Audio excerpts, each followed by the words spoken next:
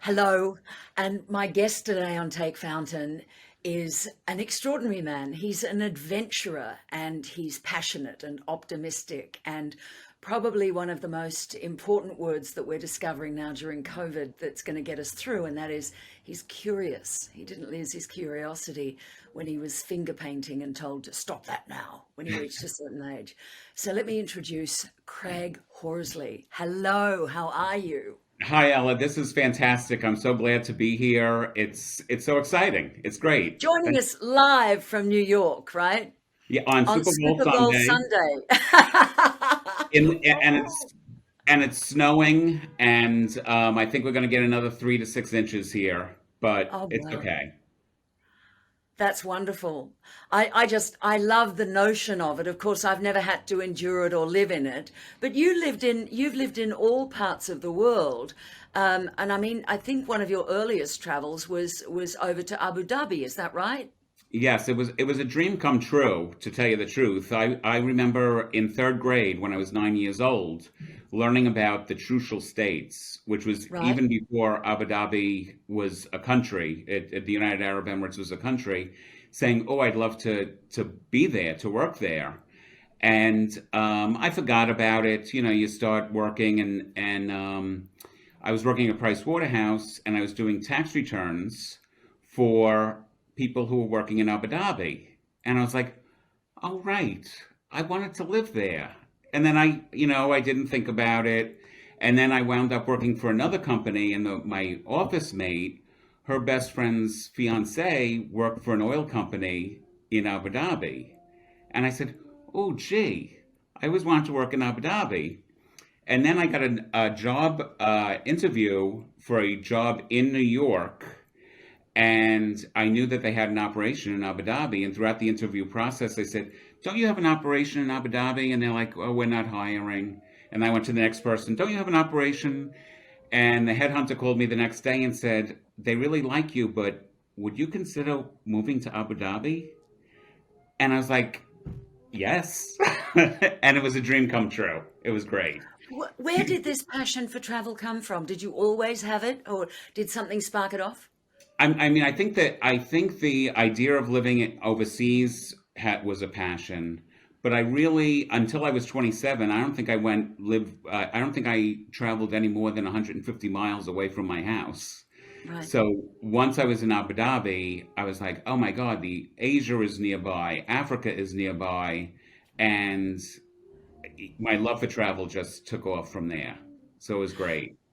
I think I was thinking about you, and I thought most people they they make a living out of something that then becomes their life. But you've made a living out of one thing, the accountancy, and then you've made a life out of theatre.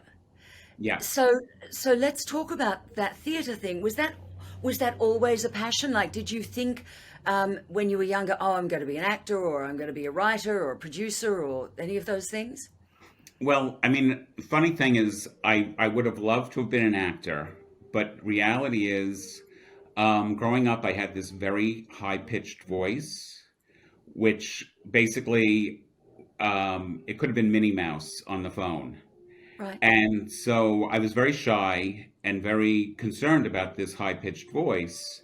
And in college, I went to a voice therapist, and basically in 9 weeks, this is the end product of That's fantastic.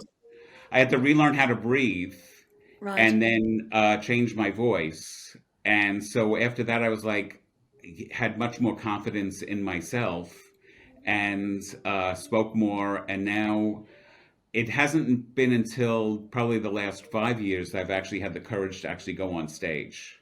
Hmm. So Hmm. And I mean, do you want to do more of that? Have you been having training? Have you what? How has that looked for you? I haven't had any training.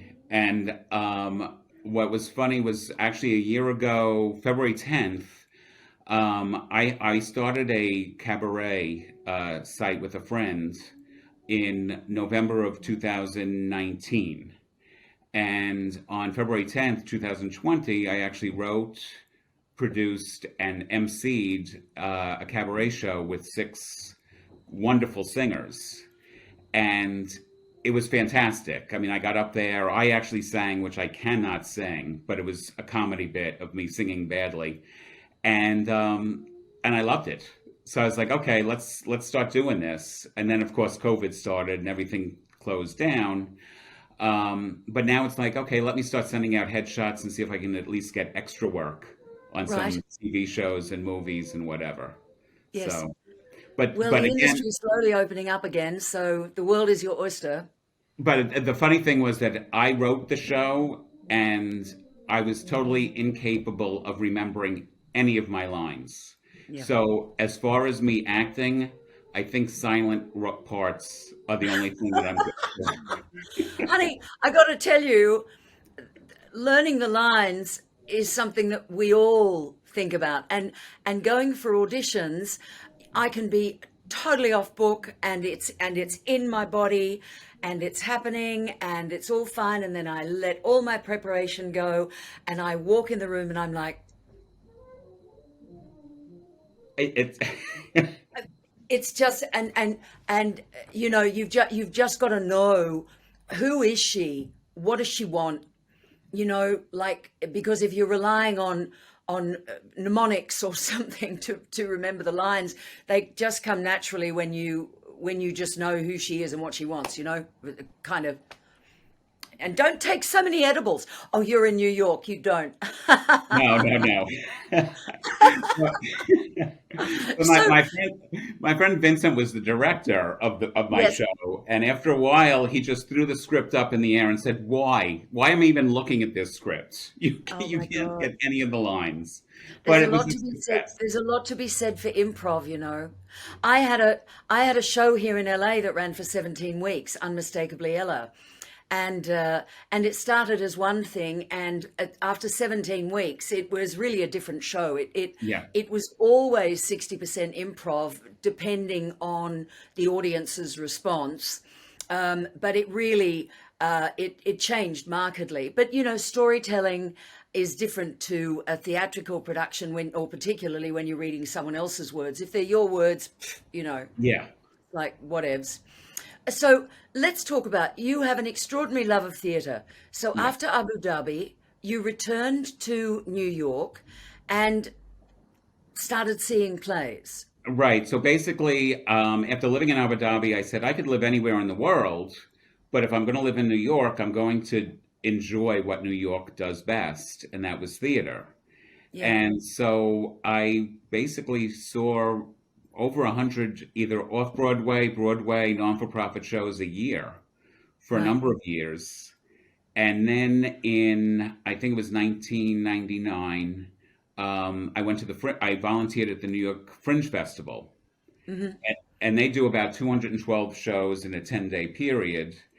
And as a volunteer, you're able to go see the shows for free if there are seats available. So I saw 57 in that 10-day period. Unfortunately, I said, some of these are terrible. I could do better than this.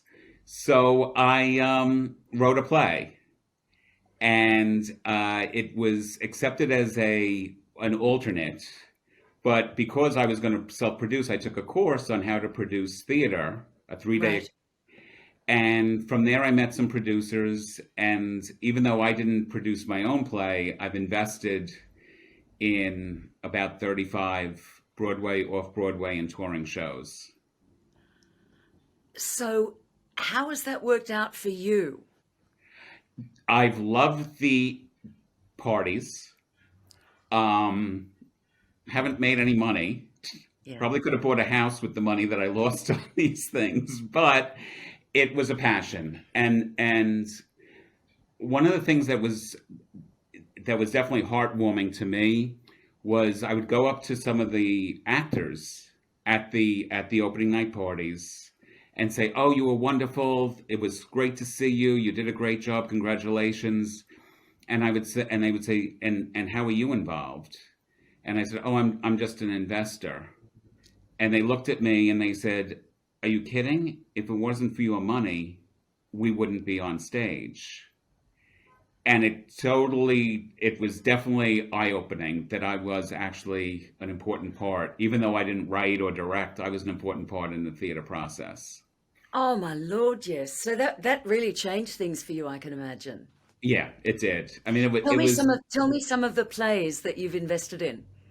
okay. Some of I actually have some of my playbills here. One of my favorites is The Play That Goes Wrong, and Right? that was on Broadway. It won a Tony for Best Scenic Design, Mhm. and it was touring the country until COVID.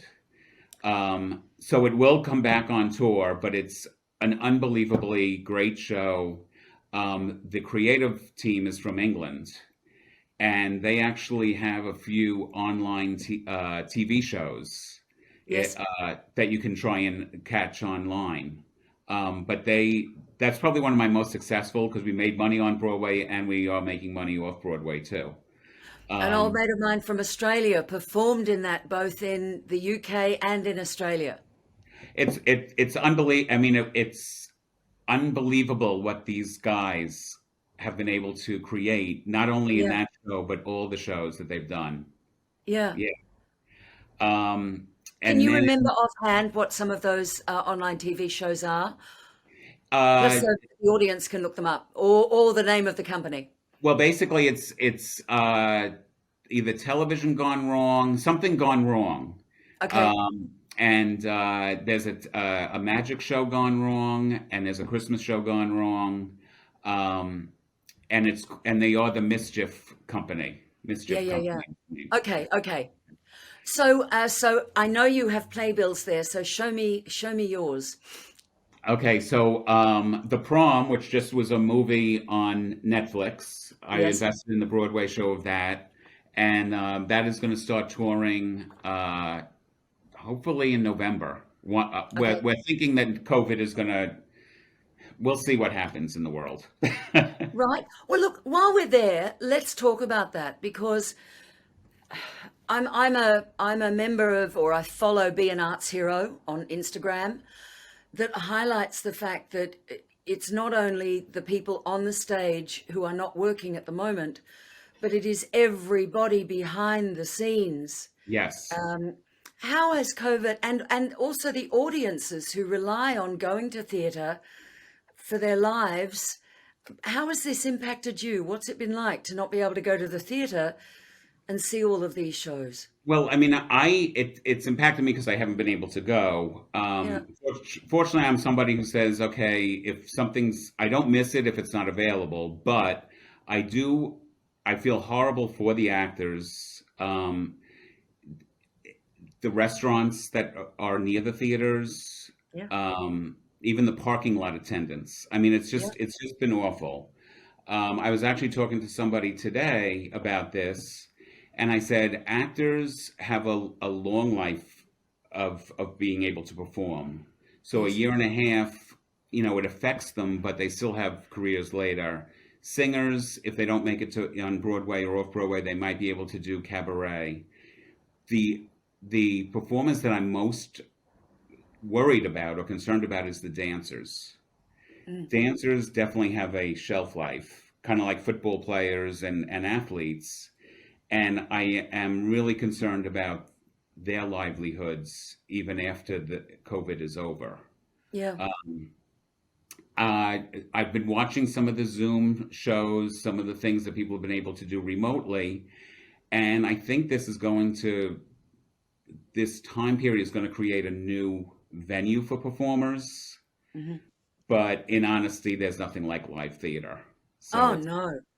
I mean, I remember when I first came to New York, it was 2010, and I came from Australia on vacation, and I booked everything. I was seeing something every day, whether it was a matinee or it was a nighttime performance. I mean, that was where all my budget went, and um, and I was in Sydney. We tend to have these larger theatres for, if I use the word tent pole, for when something tours that's big, it's a very large theatre.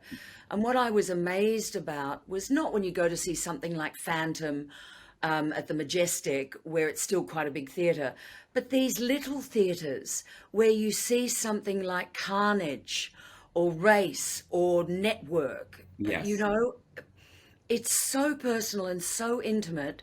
And I mean, that's what if I lived in New York, that's what I would miss, seeing these smaller venues, smaller performances, the intimacy, the closeness, the proximity. Is just so wonderful. And Well, I feel for New Yorkers because, when I was there, I was staying with a friend of a friend, and I said, I just feel like I'm awake all the time. And she said, you are. It's driving us insane. And I said, it's like the thrumming of the subway under the yes. footpath. Um, and I said, everybody's alive. And she said, but what you've got to realize, Ella, you're in Manhattan. So anybody who's here is either at the top or on their way up or supporting the people who are on their way up or at the top. Because if you can't make it there, That's true. you have to leave. So there's this tremendous energy in the streets. So what has it been? I mean, snow notwithstanding that you can't get out today. What's it like on the streets with it being so quiet? Well, I live in Queens, so I'm a subway away from Manhattan, but I have been in Manhattan. I was down in Soho just a few days before Christmas, and normally you would have the hustle and bustle of Christmas shopping, and I'm walking down East Broadway, and no one was in Sephora, no one was in Bloomingdale's, and I was like, this really is terrible, and the restaurants are closing, so it's very quiet. Um, Yeah. Talking about small theaters, I actually became a board member of a non-for-profit theater company during COVID called Urban Stages, and they've been around for over 20 years, uh, and they have their own theater, but again, we can't have any performances on the stage, so we've been doing some virtual performances. Right. Um, and Broadway is such an expensive venture. Um, I invested in Matilda, and that was $18 million before you sold Really. the first ticket. So Right. that's for the scenery and the rehearsal, you know, and it's going to take a while for Broadway to come back. But fingers are crossed for off Broadway and non-for-profit theater companies that they would be able to come back sooner because their operating expenses are less. Yes, yes. And what about those smaller venues that, for example, with your cabaret that you wrote, produced, and performed in?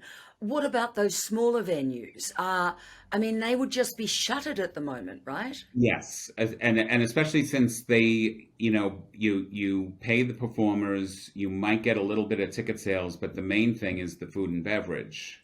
And Right. since nobody can even eat or drink indoors, they're all shuttered. Birdland, which is a world famous jazz club, they actually did a telethon 2 weeks ago just Right. to raise money so they could keep on going. There's just no end in sight. Okay, let's talk about cheerier stuff. Let's talk about you. Okay. So here's this accountant who comes back to New York and watches every show imaginable. You work at the Fringe Festival, and then you do your producers course with 35 other producers, and you start investing in these main shows. You call it your hobby. It's not successful in the traditional way, but this is where I think let's go back to that notion of most people make a living and then make a life out of the living. You made a living and then you've made a life. Yes. So what is it? What is it that separates you from the pack when it comes to, you're smiling, your thinking process? Are you just open to opportunity? Are you just blinkers off? Are you a plan man? What's your template? I'm a very strict plan man in certain things. My friends laugh because I'm being an accountant. Of course, I live on spreadsheets. Yeah, So I have a spreadsheet that allows me to live to 101 and die with nothing in the bank. And unfortunately, in 2008, when the stock market crashed, I had to live. I had to die at 86. But it came back. So, so basically, in that regard, I'm a very planned man, but I'm very open. I mean, there was a book back in 1995 called The Celestine Prophecy, which I Yes, yes, read. I'm familiar with it. And basically, it says there are no coincidences. Always keep your eyes open. There are signs everywhere. And that's how I kind of have lived my life the last 25 years, 30 years. You're a man after my own heart. Someone said to me the other day, "What's your dream?" And or is that your dream? I think it was about having my show on Broadway. And I said, oh, I don't have dreams. I said, if you have dreams and you're focused on one thing, then you miss all the opportunities that keep showing up around you and that you've got to be aware of, I think. That's how it, I mean, like that you what do they say? Plan for tomorrow, but live like there isn't one. Right. And every year, friends of mine on New Year's Eve, we have dinner and we write down our goals for the coming year. We don't write down resolutions because that a lot of time resolutions are restricting, Yeah, but goals are ideas or things that you want to achieve, and you have to have fun goals. So, seeing 60 plays is a fun goal. Traveling to Disney World is a fun goal. But then, of course, you have your financial goals. I want to save a certain amount of money. I want to lose a certain number of pounds. And I want to, like for me, I try and do something socially relevant. I'll be doing income taxes for low income people starting next week. hmm, So it's always you set goals, and at the end of the year, you look and say, "Oh, okay, I did some of them. I didn't do some of them, and then I did things that weren't even on my list." So you get extra right. credit. Yes. Like this is extra So, credit. Getting to talk to you is extra credit this year. oh, bless. Well, I'm just so glad. We were introduced, I should tell you, we were introduced by Chris Fahey, who Yep. was my last guest, and so much fun. And I said, you know, everybody, introduce me to some people. And she went, oh, you got to meet Craig Horsley. So she doesn't speak like that. No. So that's why we're here. Um, the other thing that intrigued me about your life is that after leaving Abu Dhabi, you overlanded through the Middle East and Africa back home again. But you've hit a number of bucket list places. Can you go through those for me and what that was like?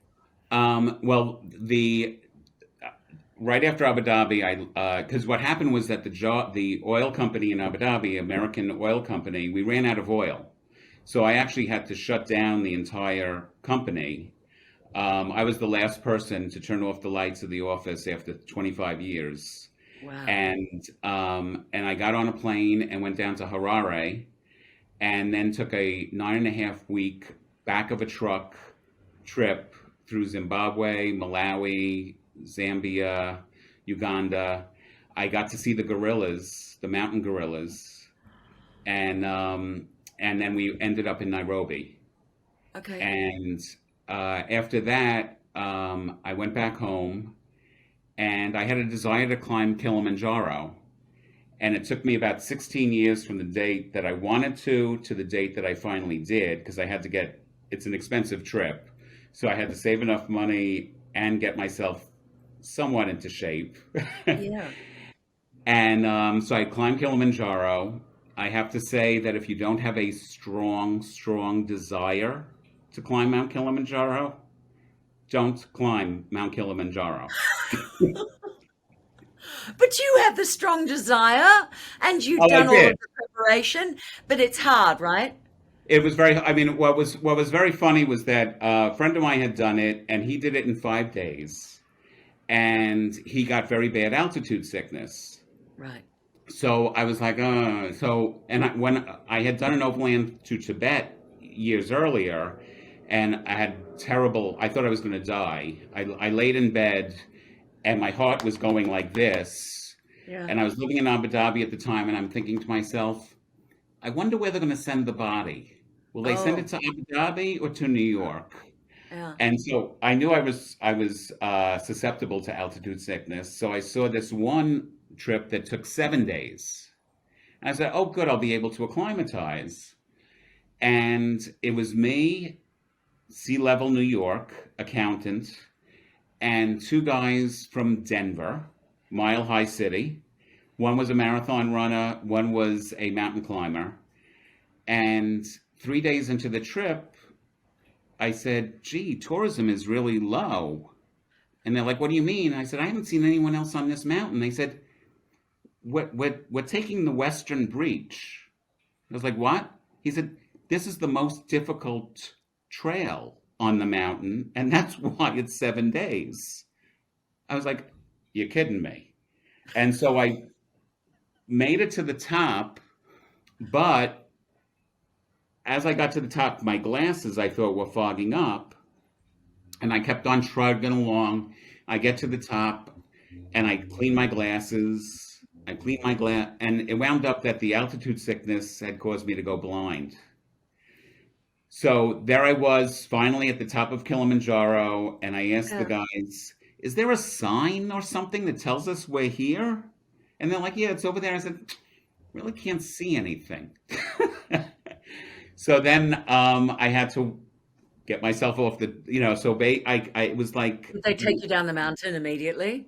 well, I mean, you're only up there for about a half an hour anyway, but I Right. really wasn't panicked. I was like, okay, I'll get it. And so it was basically like looking in a mirror after taking a hot shower.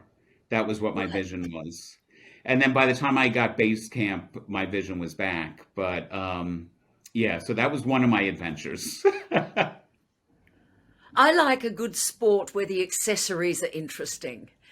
I mean, I hiked around Tasmania, and I love the fact that I had my backpack and my water bladder and my sheepy. And Yeah. oh my God! So you've done a bit of climbing though, not Yeah. necessarily like mountain climbing, No. crampons kind of stuff, but certainly steep hiking. The Incas. Yeah, we did. I did the Inca Trail with five other friends, four other friends, and we Mm, had a wonderful, wonderful guide. And it was incredible. I mean, in all honesty, Machu Picchu was great, but that is one of those things where the journey was greater than the destination because you're walking on stairs that are thousands of years old, and it's just, yeah, it's just an amazing, amazing hike. just as you say that, I just went into the heart space and dropped. Just that. I felt that. Yeah, I That's I mean amazing. I mean, Machu Picchu was wonderful. I mean, probably my favorite, uh, or my most breathtaking sight was Petra in Jordan. Mhm. Right. Going through this narrow walkway with cliffs on either side, and then an opening, seeing that treasury building getting bigger with every step as you approach it. Absolutely breathtaking. Yeah. Where's the one place that you haven't traveled that you would like to? This November, December, there's going to be a solar eclipse in Antarctica. And one of my other things, which I think we'll probably wind up talking about in a few minutes, is that I've bought a ticket on the Virgin Galactic space shuttle, and they keep their what we call future astronauts very very entertained. So they're actually organizing a trip for us to go down to Antarctica to see the. I mean, it'll be one of my more expensive vacations, but Yeah. it's two bucket lists in one. To see a solar eclipse and seeing Antarctica in one. It's worth it. So, first things first, won't that depart from Australia? Won't so you're hoping for no more It'll COVID probably restrictions? depart from. I didn't even think about that, but I think it departs from South America. I think it'll. Okay. Yeah. Okay. Sorry, I'm just because I'm so used to Tasmania, Right. therefore Antarctica and the missions and so on. And So, so the next thing is, you've bought a ticket to space. Now, are they really $250,000? I hate to be vulgar and talk money, but that's like, whoa. Yes, and what's funny about it is that well, basically, again, I go back. I guess I have these long-term desires. So I think I was probably 19 when the very first American space shuttle was rolled onto the launch pad, and I looked at. I was watching it on TV, and I said, "Oh my God! In my lifetime, we might be able to do this." And Mm. I had been talking about this ever since. And when Virgin finally was, announcing that they were selling tickets, I went online and I got a phone call and said, "Are you still interested?" So I knew it was 250, but I thought I would be able to pay it over time. And so I said, "Well, and they said, "Oh no, you have to pay everything up front." And I was like, where am I going to get? And I realized that I had taken a home equity line of credit on my apartment. And I didn't really understand what that meant. So I went to the bank and I said, "So I have this home equity line of credit. What does this mean?" They said, "Well, we'll give you, $150,000 and you don't have to pay any of it back until, you only have to pay interest until 10 years from now." And I said, "Wait a minute, you're just going to give me money?" And they're like, "Yeah." And I said, "I'm going to space." And they said, "What are you doing with this money?" I said, "I'm going to space." They said, Oh "Why?" my And I said, God. "Because you're giving me money to do it." And so I took the home equity line of credit and then went back to work to pay it off. Thank you for being so open and honest. It really was such a personal question, but it's like, you know, I just I remember somebody once telling me that they'd bought a $60,000 first class ticket to fly, and I just couldn't make sense of that. So when I was researching, because you'd said, "Oh, I've got a ticket to Richard Branson's space thing," I was like, "How do you even do that?" So it's just you and Ashton Kutcher sipping champagne, right? You go up in a shuttle. How long Yeah, does the trip last? it's not long. So basically, I have a prop for you here. Yeah, show me the go. So so basically, what it is that it takes off from land on the power of one of these side planes. The Right. shuttle is here in the middle. So it goes up to a certain distance up in space. The shuttle gets dislodged or unhooked. This thing, because the weight of the shuttle is no longer on it, zooms up because of gravity, and then the ignition of the shuttle takes off. We go up 60 or 70 miles above the Earth's surface. Um, we experience weightlessness. So at one point, we actually unhook our seatbelts and Oh. float around for about 5 to 7 minutes, which, being a fat kid, is a dream come true to be weightless. And then we float back to Earth. So it's a very short. It's about 3.5 hours altogether. Um, And is it just like an aircraft cabin, or is it like a spaceship, or it has windows along this. There's the pilot, the co-pilot, and six passengers, right? and windows across the top and windows on the ceiling. And in fact, I think we are actually upside down for part of it, so that we're seeing the Earth, and you will Story actually of my see life. the curvature of the Earth, and you will also see the blackness of space. So you'll be in that zone. And in all honesty, I've seen some people who work for Virgin who've done a test flight, and as she was describing it, my you start tearing up Oh, yes. because you're like, "Oh my God, in my life, I'm going to do this." Yeah, yeah. So So do you it's have to have a special suit? Are there clothes?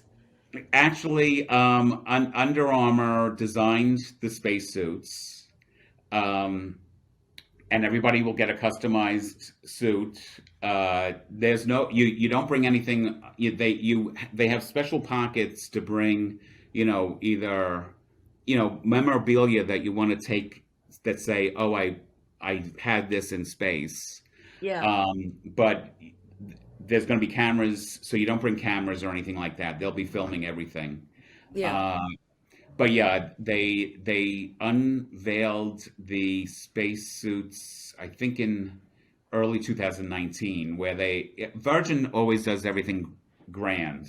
So Yeah. they basically had this wonderful unveiling, and fortunately it was in New York, so I was able to go to the unveiling.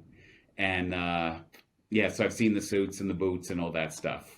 Oh, look, this is fantastic. I can't wait to hear that you've got to Antarctica. And where are they? Do they have any idea when you might be able to fly to space? Is there like some kind of Well, idea? stay tuned because they are doing a test flight this month. So I'm 600, around 600 on the waiting list. Okay. So there'll be at least 100 flights before I get up there. And so I'm expecting 2024 maybe for me. Okay. Uh, but it's, just, one more thing to Well, be excited about. I want to interview you. I'm sure we're going to talk between then and now, but I would like to interview you when you've done it. I think that would be so amazing. It's absolutely. I mean, I just it's been wonderful, and the people I've met have been wonderful. I've gone to Idaho for a solar eclipse and met some of my, I'm going to say, future astronauts, because that's what we actually call ourselves. I love that. It sounds so corny. No, I just love it. I think with everything that's happened over the last 12 to 18 months, this really is, there's a return to corny, you know? Yeah. There's a return to to finding out what makes me feel good, you know? Not these grandiose, um, like the fear of missing out stuff but just these little things that are part of our lives that make us feel good, you know?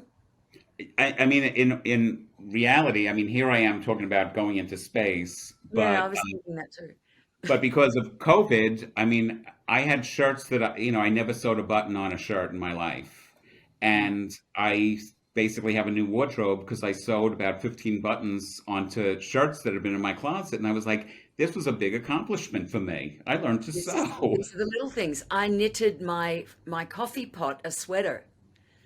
Yeah, it's Like, why not? I've got a it's it's day.